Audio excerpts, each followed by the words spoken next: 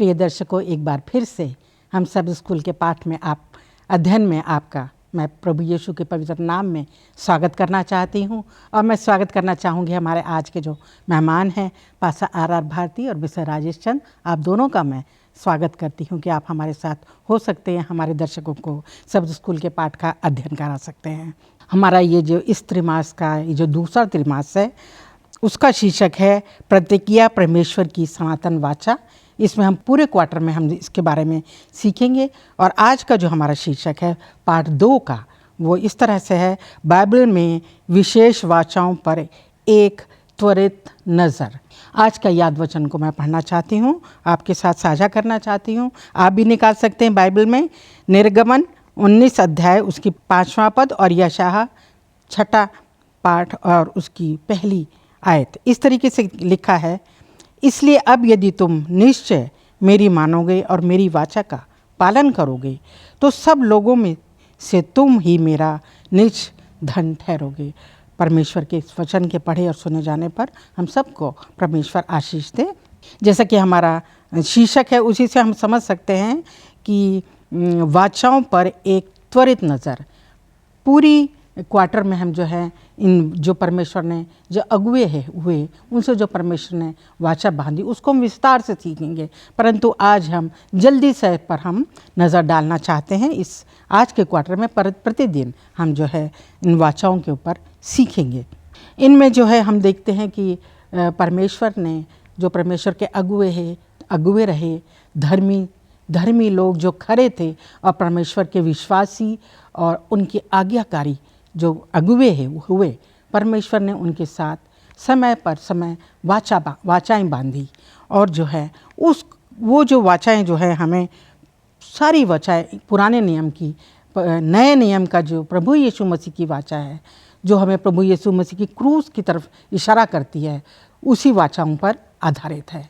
जिसमें हम देख सकते हैं कि प्रभु यीशु मसीह ने उस वाचा को पूरा करते जब वो क्रूस पर अपना बलिदान देते हैं और उन्होंने कहा जो उसका विश्वास करेगा वो जो है उसके पापों से उसको क्षमा मिलेगी और वो अनंत जीवन पाएगा। यही जो है एक दूसरे से जुड़ी हुई वाचाएं हैं जो पुराने नियम में दी गई और ख़ास तौर से जो विशेष वाचा नए नियम में हमें यीशु मसीह के द्वारा दी गई।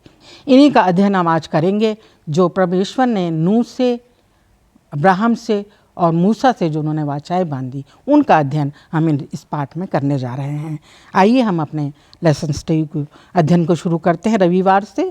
और मैं पास्टर भारती के पास चलती हूँ, उनसे चाहती हूँ कि वो हमारे दर्शकों को बताएं।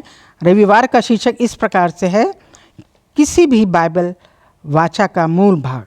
बाइबल की वाचा का मूल भाग, ये हमारे रविवार का शीर्षक है। और मैं चाहती हूँ कि पास्टर भारती इस बात पर रोशनी डालें कि वाचा क्या है, हमारे दर्शकों को बताएं और बाइबल में इसका क्या मतलब है। ये जो आज का पर्चा है, इसका सबसे पहला जो ये पाठ है, उसमें इस बात को खास करके आज यहाँ समझाने की कोशिश की गई है कि वाचा क्या है और इसका क्या मतलब है। अगर हम सिंपल और साधारण भाषा में वाचा को समझने की कोशिश करें, इंग्लिश में हम इसे कवेनेंट कहते हैं, लेकिन वाचा को अगर हम सिंपल साधारण सी भाषा में हम इसे समझने की कोशिश करें तो हम इसे कह सकते हैं कि ये दो व्यक्तियों के बीच में एक समझौता है। जैसे स्त्री और पुरुष के बीच में, या दो सामाजिक लोगों के बीच में, या दो पुरुषों के बीच में, या दो समूहों के बीच में जो समझौता किया जाता है उसको जो है हम वाचा कह सकते हैं। लेकिन बाइबल के धर्मशास्त्र के अनुसार समझौते को वाचा के रूप में यहाँ दिखाया गया है। और इस समझौते को वाचा जो है कहा गया है क्योंकि ये वाचा जो है परमेश्वर और परमेश्वर के लोगों के बीच में परमेश्वर ने एक ये समझौता, एक ये वाचा, एक ये वादा, एक संबंध जो है वो परमेश्वर ने अपने लोगों के बीच में ये बनाया है। और ये वाचा जो है, समझौता जो है, वो दो लोगों को एक दूसरे के साथ जोड़ता है। ये समझौता जो है वो एक दूसरे के साथ जो है एक दूसरे की जिम्मेदारी को भी दिखाता है, एक दूसरे की जो है वो वफादारी को भी दिखाता है कि जो वाचा या जो समझौता हम एक दूसरे के साथ कर रहे हैं, जैसे यहाँ पर्चे में जो है वो पति और पत्नी का उदाहरण दे करके यहाँ समझाया गया है कि विवाह के समय जब पति और पत्नी एक दूसरे के साथ जो है वो वादा करते हैं तो वादा करते हैं कि हम एक दूसरे के साथ वफादार रहेंगे, एक दूसरे के ऊपर जो है भरोसा करेंगे और एक दूसरे के साथ हम हमेशा रहेंगे। तो इसको जो है परमेश्वर ने अपने लोगों के साथ इस संबंध को बनाया, इस वाचा को परमेश्वर ने रखा और उसने कहा कि मैं अपने और तुम्हारे बीच में इस संबंध को मैं बनाना चाहता हूँ। यहाँ हिब्रू भाषा का शब्द दिया गया है बैरीत, उसका भी जो है यहाँ पर पूरी तरीके से वही बताया है कि इसको सामाजिक तौर से भी और आर्थिक तौर से भी और धार्मिक तौर से भी इस शब्द का जो है वो इस्तेमाल किया गया है। लेकिन बाइबल के आधार पर जब हम इसको यहाँ सीखने की कोशिश करेंगे आज, तो हम खास करके यहाँ सीखेंगे कि वाचा जो है वो परमेश्वर और परमेश्वर के लोगों के बीच में एक संबंध है जिसको परमेश्वर ने जो है यहाँ पर दिखाया है। और यहाँ जो है वो दिखाता है एक दूसरे के साथ संबंध, कि वो जो वादा करते हैं वो एक दूसरे के साथ संबंध को दिखाते हैं। यहाँ जो है इस वाचा में खास करके 3 बुनियादी बातें जो है वो बहुत ख़ास हैं, जिसका मैं यहाँ पर जो है पर उदाहरण देना चाहता हूँ, यहाँ बताना चाहता हूँ कि जब वो दोनों समूह एक दूसरे के साथ समझौता करते हैं या वाचा बांधते हैं, तो वो ये वादा करते हैं कि हम इस वाचा का संबंध, हम इस प्रॉमिस को जो है, इस वादे को एक दूसरे के साथ हम जो है पालन करेंगे। और यशायाह 42 अध्याय उसकी 1 से 6 आयत में लिखा है कि यीशु मसीह की मौत जो है, जो सलीब पर यीशु मसीह ने अपने जीवन को कुर्बान किया, ये उसकी तरफ भी जो है इशारा करती है। तो यहाँ खास करके 3 बातें हैं, परमेश्वर का वादा और इंसान की आज्ञाकारिता और तीसरा यीशु का महान बलिदान। ये तीनों चीज़ें इस वाचा में जो हैं वो मुख्य भाग जो है या मुख्य रोल जो हैं वो अदा करती हैं इस वाचा में, जो हम आगे के आने वाले दिनों में हम इसको देखेंगे। तो वाचा जो है वो 2 व्यक्तियों के बीच में, परमेश्वर और परमेश्वर के लोगों के बीच में जो संबंध है उसको जो है हम समझौता या वाचा के रूप में हम इसको देख सकते हैं। धन्यवाद देती हूँ पास्टर भारती, इतने अच्छे से आपने समझाया कि 2 जो जिम्मेदार व्यक्ति हैं, अगुवे जो भी हुए, उन्होंने जो परमेश्वर ने उनसे वाचा बांधी और वाचा का क्या मतलब है अब हम समझ पाते हैं। आइए हम सोमवार के अध्ययन में चलते हैं और मैं मिस्टर राजेश चंद से चाहूँगी कि वो बताएं। हमारा सोमवार का शीर्षक इस प्रकार से है दर्शकों, नूह के साथ विशेष वाचा। और प्रश्न ये है कि परमेश्वर ने नूह के साथ कौन सी वाचा बांधी थी। पास्टर भारती ने अभी हमें समझाया कि वाचा क्या होती है और उन्होंने ये बताया कि वाचा 2 लोगों के बीच में, 2 समुदाय के बीच में हो सकती है। लेकिन मैं इससे थोड़ा और आगे जाकर ये कह सकता हूँ कि वाचा 2 समुदाय के अलावा 2 देशों के बीच में भी होती है आजकल, जिसे हम ट्रीटी बोलते हैं। तो 2 देश जो हैं जब वो एक वाचा कर लेते हैं तो वो एक सहमति बना लेते हैं कि आप ये करोगे, आप ये नहीं करोगे। तो दोनों कंट्रीज़ जो होते हैं, दोनों देश जो होते हैं, वो पूरे निश्चिंत होते हैं कि ये जो वाचा हमने बांधी है इससे आगे निकलकर कोई देश कुछ नहीं करेगा। तो ये एक बहुत ही घनिष्ठ संबंध बन जाता है, बहुत ही ज़्यादा घनिष्ठ संबंध बन जाता है। और हम धर्मशास्त्र में देखते हैं कि परमेश्वर ने अपने लोगों के साथ बहुत सारी वाचाएँ करी, बहुत सारे समझौते किए, बहुत सारे वादे किए। तो आज हम देखेंगे, आज का जैसे पाठ है सोमवार का, इसमें नूह के साथ विशेष वाचा परमेश्वर ने करी है। तो नूह के साथ कौन सी विशेष वाचा परमेश्वर ने करी, ये हम इसका जिक्र जो है हम उत्पत्ति की किताब उसका 6वां अध्याय और उसके 18वें पद में हम पाते हैं।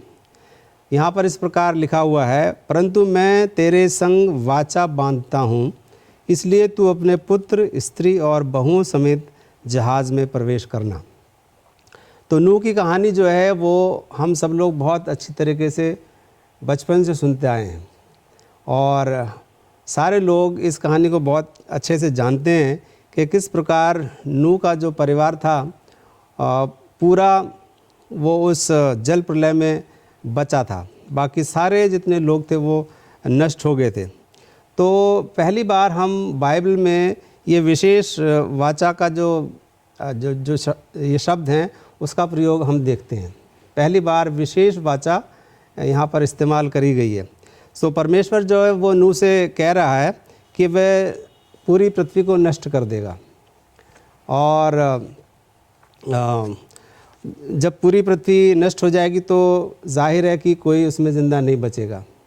लेकिन परमेश्वर ने नूह के साथ ये वाचा बांधी कि वो उसके परिवार को की रक्षा करेगा और उनको बचाएगा। तो हम यहाँ ये देखते हैं कि परमेश्वर ने इस पृथ्वी को, क्योंकि पृथ्वी पर पाप बहुत बढ़ गया था, इसलिए उसको नष्ट करने जा रहा था। तो इसका मतलब हम ये नहीं निकाल सकते हैं कि परमेश्वर जो है वो मानव जाति से दूर हो रहा था। वो हरगिज़ दूर नहीं हो रहा था। तो परमेश्वर सिर्फ पाप को हटा रहा था। इस दुनिया में पाप बहुत बढ़ गया था। तो परमेश्वर ने नूह के साथ एक विशेष वाचा करी, और हम कह सकते हैं कि नूह को उसने ये एक निमंत्रण दिया, और नूह ने उसको स्वीकारा, उस निमंत्रण को। तो परमेश्वर जो है नूह को ये एक अवसर प्रदान करता है उसकी वाचा को मानने के लिए। ये एक बहुत अच्छा नूह के पास प्रस्ताव था, और नूह ने और उसके परिवार ने उसको बहुत अच्छे से माना। तो परमेश्वर ने नूह के पूरे परिवार की रक्षा करने का वादा किया। क्यों किया? क्योंकि नूह और उसका परिवार परमेश्वर से प्रेम करते थे। यहाँ पर ये हम सवाल पूछ सकते हैं कि क्या परमेश्वर ने उन सभी बातों को पूरा किया जो कि समझौते में थी? और हम देखते हैं कि उसने किया। और परमेश्वर नूह से कहता है कि वो एक बहुत बड़ी बाढ़ या जल प्रलय भेजेगा जिसमें पूरी पृथ्वी नष्ट हो जाएगी। लेकिन परमेश्वर नूह और उसके परिवार को बचाने का वादा करता है। परमेश्वर कहता है कि वह नूह के साथ एक विशेष समझौता करेगा, और ये विशेष समझौता हमें बताते हैं कि ये एक बहुत ही गहरा संबंध, बहुत ही गहरा वादा है। ये खाली बोलने के लिए नहीं है, ये खाली वादा नहीं है। ये परमेश्वर कह रहा है, क्योंकि जो परमेश्वर कहता है वो करता है। यदि परमेश्वर नूह से कहता कि देखो भाई मैं इस पृथ्वी को नष्ट करने जा रहा हूँ, और मैं नहीं जानता कि मैं तुम्हें बचाऊंगा या नहीं बचाऊंगा, या ऐसी कोई गोलमोल बातें परमेश्वर नहीं बोलता है। परमेश्वर उससे एकदम सीधे बात करता है। हम यहाँ देखते हैं कि परमेश्वर जो भी वादा करता है, जो भी प्रतिज्ञा करता है, जो भी समझौता करता है, वो उस पर पूरा खरा उतरता है, उससे हटकर कुछ नहीं होता है। तो ये जो शब्द थे परमेश्वर के कि मैं तेरे परिवार को बचाऊंगा या रक्षा करूंगा, ये एक विशेष वाचा थे। और ये विशेष वाचा जो थी ये नूह को और उसके परिवार को बहुत ही सुरक्षित महसूस करा रही थी, क्योंकि परमेश्वर ने कुछ ऐसी बात नहीं करी थी, गोलमोल बात नहीं करी थी या ऐसी बात नहीं करी थी, लेकिन बहुत ही स्ट्रॉन्ग रूप से परमेश्वर ने उसको बोला था। तो ऐसे शब्द जो होते हैं वो हमें विश्वास का एहसास कराते हैं। ये विशेष समझौता जो है, एक विशेष समझौता बहुत ही गहरा संबंध होता है, इसलिए ये शब्द जो हैं बहुत ही शक्तिशाली होते हैं। वे हमें दिखाते हैं कि हम परमेश्वर पर भरोसा कर सकते। चंद साहब ने भी बताया, मैं उसमें बताना चाहता हूँ कि परमेश्वर अपने वादों में, अपने समझौते में, अपनी वाचा में वो हमेशा सच्चा रहता है। और जो नूह के साथ उसने वाचा बांधी, उसमें भी जो है परमेश्वर आज तक हमारे सामने भी उसका ये वादा आज तक भी सच्चा है। क्योंकि हम देखते हैं कि नूह की फ्लड के बाद, प्रलय के बाद परमेश्वर ने ये निशान दिया कि तुम मेघों में एक मेघ धनुष देखोगे। और वो मेघ धनुष जो है आज भी दुनिया के लोगों के सामने है, जो मसीह लोगों को याद दिलाता है कि परमेश्वर ने ये वादा किया है कि मैं इस दुनिया को पानी से कभी बर्बाद नहीं करूँगा। तो परमेश्वर आज तक भी अपने वादों में वो सच्चा है। धन्यवाद देते हैं पास्टर भारती आपका। और मैं ये सोच रही थी कि ये जिम्मेदार था नूह जो है, परमेश्वर ने उस समय के लोगों में देखा कि एक जिम्मेदार व्यक्ति, विश्वासी और आज्ञाकारी। परमेश्वर ने नूह को चुना एक वाचा बांधने के लिए। आइए हम मंगलवार के अध्ययन में चलते हैं, जिसमें मैं पास्टर भारती से चाहूँगी कि वो बताएं। उसका शीर्षक है अब्राहम के साथ वाचा। पृथ्वी पर सभी लोगों को आशीर्वाद देने के लिए परमेश्वर अब्राहम का उपयोग कैसे करता है। मिसेज भारती, जो आपने अभी सवाल किया है हमारे साथ और हमारे तमाम दर्शकों के लिए जानने के लिए अच्छा है, और उसको सीखने से भी के लिए हम बाइबल की पहली किताब उत्पत्ति की किताब उसका 12वां अध्याय और उसकी 1 से 3 आयत तक हम यहाँ पर पढ़ना चाहेंगे। और यहाँ लिखा है, यहोवा ने अब्राहम से कहा, अपने देश और अपने कुटुंबियों और अपने पिता के घर को छोड़कर उस देश में चला जा जो मैं तुझे दिखाऊंगा, और मैं तुझसे एक बड़ी जाति बनाऊंगा और तुझे आशीष दूंगा और तेरा नाम महान करूंगा और तू आशीष का मूल होगा। जो तुझे आशीर्वाद दें उन्हें मैं आशीष दूंगा और जो तुझे कोसें उसे मैं श्राप दूंगा, और भूमंडल के सारे कुल तेरे द्वारा आशीष पाएंगे। ये वाचा परमेश्वर ने अब्राहम के साथ उस वक्त बांधी जब अब्राहम अपने कुटुंबियों के बीच अपने देश उर देश में वो कसदियों के बीच में रहता था, और वहाँ परमेश्वर ने उनको आकर के कहा और ये वाचा उनके साथ बांधी। और उसमें हम देखते हैं कि अब्राहम ने उस का जो है विश्वास किया, परमेश्वर का विश्वास किया, और विश्वास करके वो अपने लोगों को छोड़ करके वहाँ से निकल गया और परमेश्वर के वादे के अनुसार उसने जो है परमेश्वर के साथ अपना संबंध रखा। और यहाँ जो है हम आखिर में जो तीसरी आयत कहती है कि भूमंडल के सारे कुल जो हैं वो अब्राहम के द्वारा आशीष पाएंगे। आज हम यहाँ देखते हैं कि अब्राहम ने जो है परमेश्वर पर विश्वास किया और उसके जो वाचा उसने बांधी उसके ऊपर विश्वास करके वो वहाँ से निकल गया, वहाँ से जो है वो चल दिया और परमेश्वर ने उसको आशीष दी। उसने परमेश्वर पर भरोसा किया, उसके वादों पर भरोसा किया, और ऐसा दिखा करके ये अब्राहम की आज्ञाकारिता मनुष्यों और स्वर्गदूतों के प्रति उसके विश्वास को दिखाती है। तो यहाँ हम देखते हैं कि अब्राहम ने जब विश्वास किया और विश्वास करके उसने वैसा ही काम करना शुरू किया, तो यहाँ हम दिखाते हैं कि यहाँ विश्वास और जो कार्य हैं उनके बीच में भी जो है संबंध को दिखाया जाता है कि विश्वास और कामों के बीच में संबंध है कि हम विश्वास से बच जाते हैं और उसके बाद हम आज्ञाकारी हमें होने की ज़रूरत है। हम जो हैं परमेश्वर ने हमें बचाने का वादा किया है और उसके बाद हमारे अच्छे काम आते हैं। तो यहाँ यूहन्ना उसका 4 अध्याय, पहला यूहन्ना 4 अध्याय उसकी 19 में लिखा है कि हम परमेश्वर से प्रेम करते हैं और इसीलिए हम उसकी आज्ञाओं का पालन करते हैं। तो यहाँ आज जो यहाँ जिक्र किया गया है कि भूमंडल के सारे कुल उसके द्वारा आशीष पाएंगे, तो आज यहाँ पर दुनिया के तमाम लोगों के लिए ये वाचा दी गई है परमेश्वर की कि जो अब्राहम के परमेश्वर में विश्वास करेगा और उसके अनुसार अपना जीवन व्यतीत करेगा, तो परमेश्वर की आशीषें उस हर एक व्यक्ति को मिलेंगी जो परमेश्वर में विश्वास लेकर के आता है और अब्राहम का वंश जो है वो बन जाता है।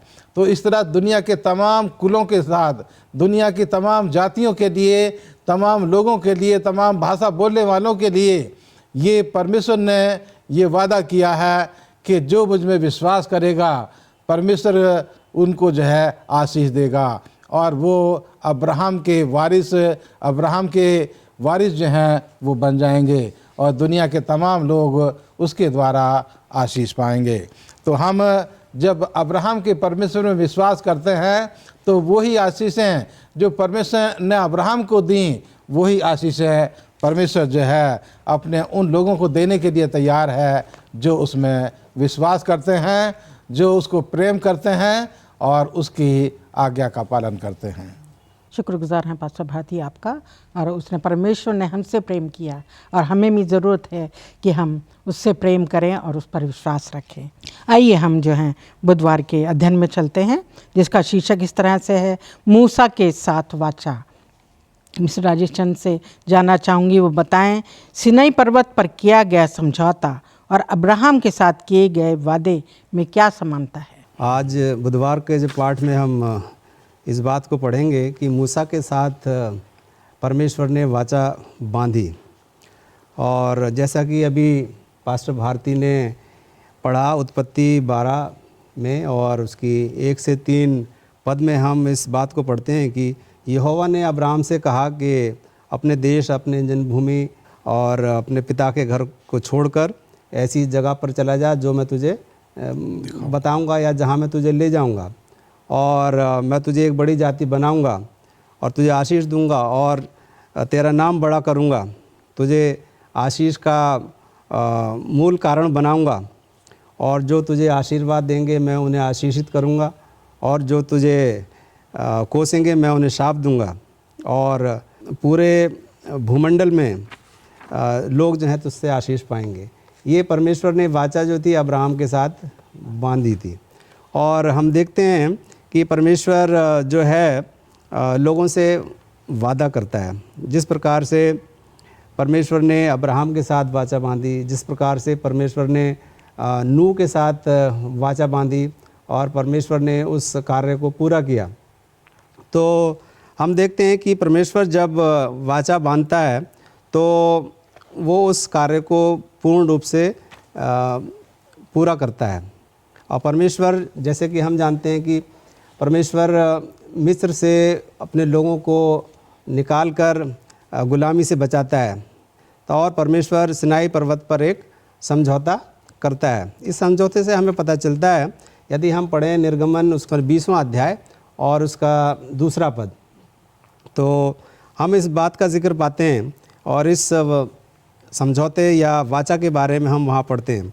परमेश्वर अपने लोगों को दास्ता और पाप से मुक्त करता है।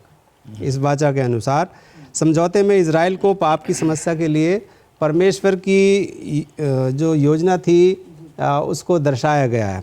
परमेश्वर अपने लोगों को दिखाता है कि वो यदि पाप करते हैं और यदि वो माफ़ी मांगना चाहते हैं तो उन्हें क्या करना चाहिए।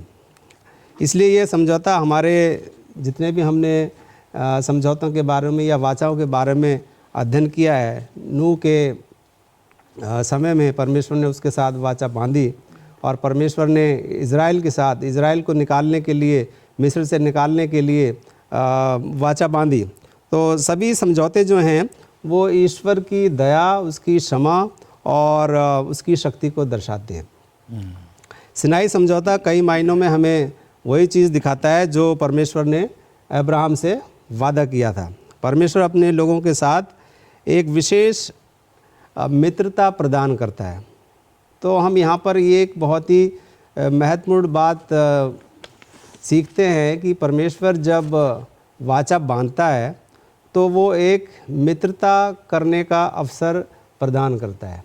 तो ये हमारे लिए एक बहुत बड़ी बात होनी चाहिए कि परमेश्वर जो कि सृष्टि करता है वो आगे आ रहा है एक समझौता करने के लिए, और वो हमें एक निमंत्रण दे रहा है।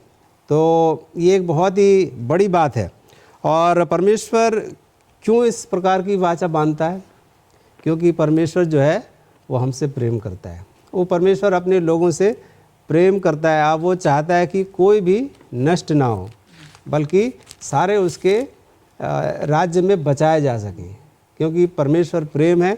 और इसलिए वो उस प्रेम को अपनी वाचा के अनुसार लोगों तक पहुंचाता है ताकि लोग उसको समझें और उसके पास आएं। तो परमेश्वर अपने लोगों को महान बनाने का भी वादा करता है अपनी वाचा के अनुसार, और उनको हुक्म देता है ताकि वो उसकी व्यवस्था के अनुसार उसके हुक्म का पालन करें। तो परमेश्वर ने सिर्फ हमें 10 आज्ञाएं ही नहीं दी हैं या हुक्म ही नहीं दिए, बल्कि परमेश्वर ने हमें व्यवस्था भी दी है ताकि हम उस व्यवस्था के अनुसार उसकी आज्ञा का पालन कर सकें। शुक्रगुजार हैं मिस्टर राजेश चंद आपका धन्यवाद देती हूँ कि आपने अच्छे से हमें बताया। और हम देखते हैं कि हम जब प्रभु यीशु पर विश्वास करते हैं, जो हमें पापों से बचाने में शक्ति रखता है, ताकत रखता है, कुव्वत रखता है, और वो हमें हमारे को माफ़ भी करता है। और वो ही जब हम सब भरोसा रखते हैं तो हमें जो है अपनी आज्ञाओं पर चलने की शक्ति और सामर्थ्य भी वही हमें देता है। आइए हम चलते हैं बृहस्पतिवार के अध्ययन में, और उसका शीर्षक इस प्रकार से है, यिर्मयाह 31 अध्याय उसकी 34 पद में परमेश्वर अपने लोगों के साथ संबंध बनाने के लिए क्या करता है। ये नई वाचा है जो बृहस्पतिवार में दी गई है। इसका अध्ययन हम करेंगे और मिस्टर पास्टर भारती से चाहूँगी वो इस पर रोशनी डालें। यिर्मयाह 31 अध्याय उसके 34 पद परमेश्वर अपने लोगों के साथ संबंध बनाने के लिए क्या कहता है। जिस आयत का आपने जिक्र किया है उसको मैं अपने दर्शकों के लिए यहाँ पढ़ देना चाहूँगा। परमेश्वर के वचन से जो यिर्मयाह की किताब उसके 31 अध्याय की 31 से लेकर के 33 आयत तक जो है यहाँ पर दिखाई गई है, लेकिन ख़ास करके मैं समय का ध्यान रखते हुए 33 आयत यहाँ पर पढ़ना चाहूँगा। यहाँ लिखा है, परंतु जो वाचा मैं उन दिनों के बाद इस्राएल के घराने से बांधूँगा वह यह है, मैं अपनी वाचा उनके मनों में समाऊँगा और उसे उनके हृदय पर लिखूँगा और मैं उनका परमेश्वर ठहरूँगा और वो मेरी प्रजा ठहरेंगे। यहोवा की यह वाणी है। परमेश्वर यहाँ अपने लोगों के साथ ये एक नया संबंध जो है वो यहाँ पर कायम कर रहा है, और परमेश्वर यहाँ अपने लोगों के दिलों के ऊपर अपने इस संबंध को, इस वाचा को जो है वो लिख देना चाहता है। कि हम गुजरे वक्त में हमने देखा कि परमेश्वर ने जो वाचा मौखिक रूप से कुछ वादे उसने किए, कुछ लिखित फॉर्म में जो है परमेश्वर ने वादा किए, लेकिन अब ये तीसरी वाचा जो है जिसका हम यहाँ पर पढ़ रहे हैं, ये वाचा परमेश्वर कह रहा है कि ना तो मैं मौखिक रूप से ना लिखित रूप में, बल्कि मैं तुम्हारे दिलों के ऊपर इस वाचा को जो है लिख दे रहा हूँ। तुम्हारे मनों के अंदर जो है ये वाचा जो है वो बैठ जाएगी। और परमेश्वर यहाँ वो कह रहा है कि मैं तुम्हारा परमेश्वर हूँ, मैं तुम्हारा परमेश्वर ठहरूँगा और मैं परमेश्वर तुम्हारा परमेश्वर रहूँगा। मैं तुम्हारा परमेश्वर हूँ, रहूँगा और हूँ। तो यहाँ परमेश्वर दिखा रहा है कि परमेश्वर वर्तमान में भी और भूतकाल में भी और भविष्यकाल में भी वो हमारा परमेश्वर है, और वो हमारे साथ अपना संबंध जो है वो बनाना चाहता है। जिस तरह से उसने इस्राएली लोगों के साथ जो है वो वादे किए और उनको कहा कि तुम मेरे लोग हो, मैं तुम्हें मिस्र देश से निकाल करके जो है वो एक अच्छे देश की तरफ मैं तुम्हें लेकर के जाऊंगा। और यहाँ परमेश्वर यहाँ बताना चाहता है कि मैं तुम्हारे ऊपर दया करूँगा, तुम्हारे ऊपर मैं अपना रहम करूँगा, और वो कहना चाहता है कि जब तुम मेरी आज्ञाओं को मानोगे, जब तुम उन्हें जो है पढ़ोगे और याद करोगे, जब तुम मुझसे जो है प्यार करोगे और मेरी सेवा करने के लिए तैयार रहोगे, तो मैं तुम्हें आशीष दूंगा, तुम्हारे साथ साथ रहूँगा, तुम्हें कभी नहीं छोड़ूंगा। शुक्रगुजार हूँ पास्टर भारती आपका इतने अच्छे से समझाने के लिए। आइए हम शुक्रवार के अध्ययन में चलते हैं, और मैं मिस्टर राजेश चंद से चाहूँगी वो बताएं, परमेश्वर द्वारा किए गए समझौते का नेतृत्व कौन करता है। देखिए, ये जो सवाल आपने पूछा है कि परमेश्वर जो समझौता करता है या जो वादा करता है या जो वाचा वो बांधता है, उसका नेतृत्व कौन करता है, उसको कौन लीड आउट करता है। यदि हम परमेश्वर के साथ, परमेश्वर हमारे साथ जब कुछ वाचा करता है, बांधता है, तो जाहिर सी बात है कि परमेश्वर ही उसका अगुवा है, परमेश्वर ही उसका नेतृत्व करता है। तो हमें ये बात जान लेनी चाहिए कि जब परमेश्वर ने नूह के साथ वाचा बांधी, जब उसने मूसा के साथ वाचा बांधी, जब उसने इजरायली लोगों के साथ, अब्राहम के साथ वाचा बांधी, तो हम उसमें देखते हैं कि परमेश्वर ही उनकी अगुवाई करता है, परमेश्वर ही उन्हें शक्ति देता है ताकि वो उस वाचा के अनुसार चल सकें।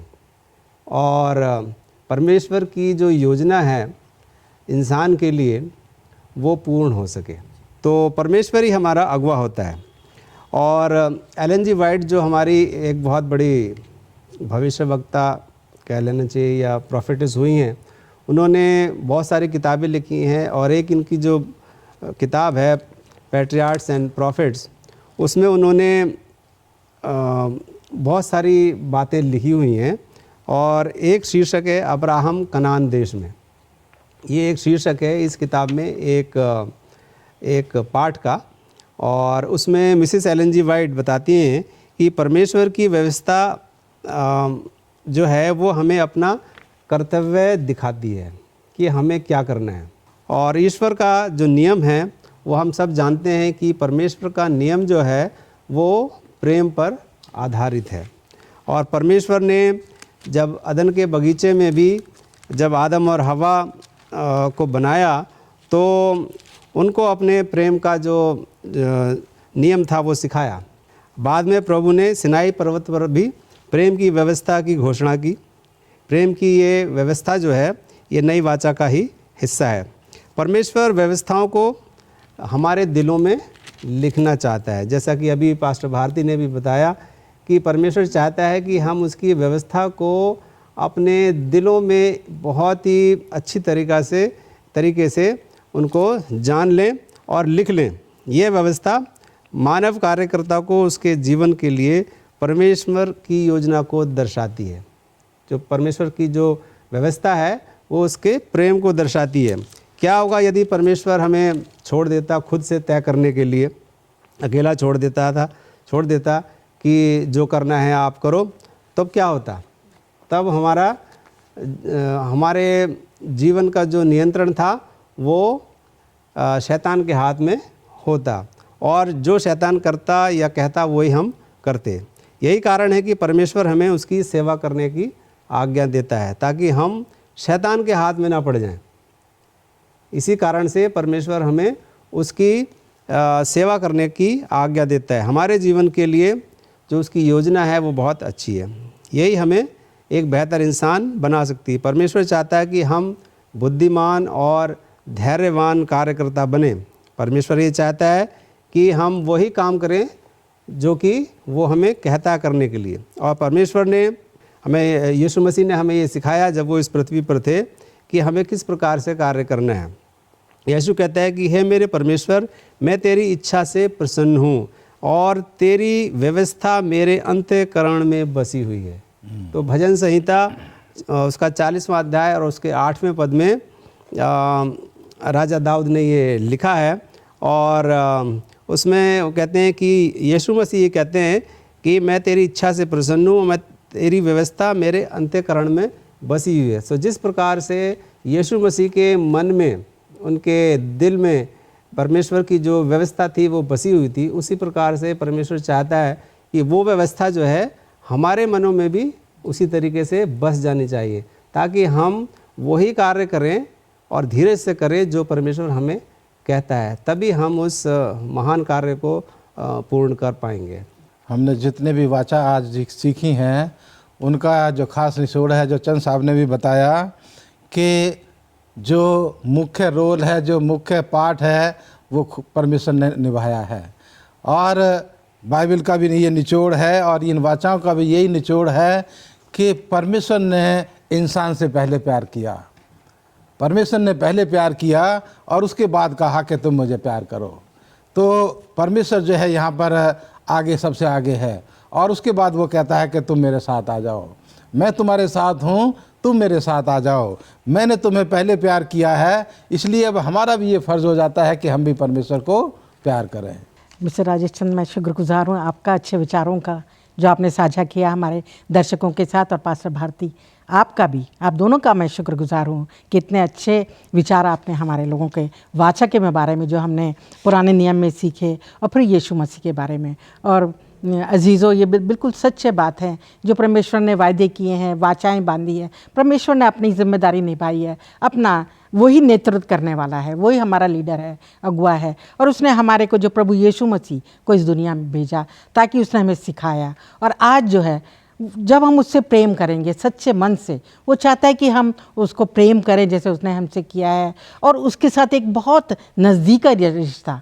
जब हम किसी को प्यार करते हैं तो हम उसके साथ एक बहुत नज़दीकी संबंध बनाते हैं और जो हमसे वो कहता है उन आगे बातों को हम मानते हैं। तो अजीज़ों, हमें भी जब हमारे प्रभु यीशु मसीह ने हमारे लिए जो किया है उसको हम अपने जीवन में याद करते हुए, वो हमारे साथ है, उसने हमें एक सहायक दिया है, पवित्र आत्मा, जो हमारे साथ रहता है, जो हमें सिखाता है कि क्या आज्ञाएं हैं, हमें कैसे चलना है, कैसे हमें ध्यान रखना है, पाप से बचना है। हमेशा से ही परमेश्वर अपने लोगों को पाप से मुक्त कराना चाहता है, उनको पवित्र बनाना चाहता है।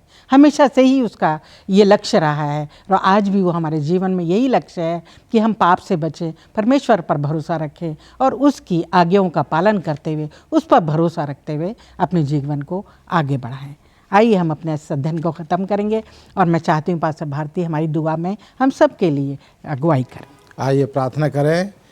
हे परमपिता परमेश्वर, इस दुनिया के सृष्टिकर्ता, हमारे मालिक, हम तेरे सामने अपने सरों को झुकाते हैं और तेरा धन्यवाद देते हैं परमेश्वर कि तूने हमें इस्तेमाल किया कि हम तेरे वचन को इस ऑनलाइन मिनिस्ट्री के द्वारा लोगों तक पहुंचा सकें। परमेश्वर, तुझसे दुआ करते हैं कि तू हमें से हर एक के साथ हो। हमने जो तेरे वादे आज यहाँ पर याद किए हैं, परमेश्वर तू हमें समझ और बुद्धि दे कि हम उसे हमेशा याद रख सकें और परमेश्वर तुझे प्यार करने वाले हों, क्योंकि तूने हमसे पहले प्यार किया। इसलिए प्रभु, तू हमें से हर एक को आशीष दे।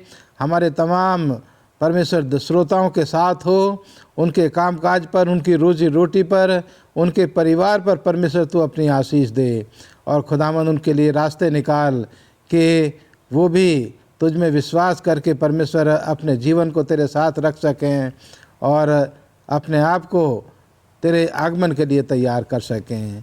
खुदावंद तू हमें से हर एक के साथ हो और इस सब स्कूल के पर्चे पर परमेश्वर तेरी आशीष हो। हमें इसे समझने की और इसे सीखने की सद्बुद्धि तेरी तरफ से मिले। हम तमाम की अगुवाई कर मसीह यीशु के नाम में मांगते हैं, आमीन। आमीन।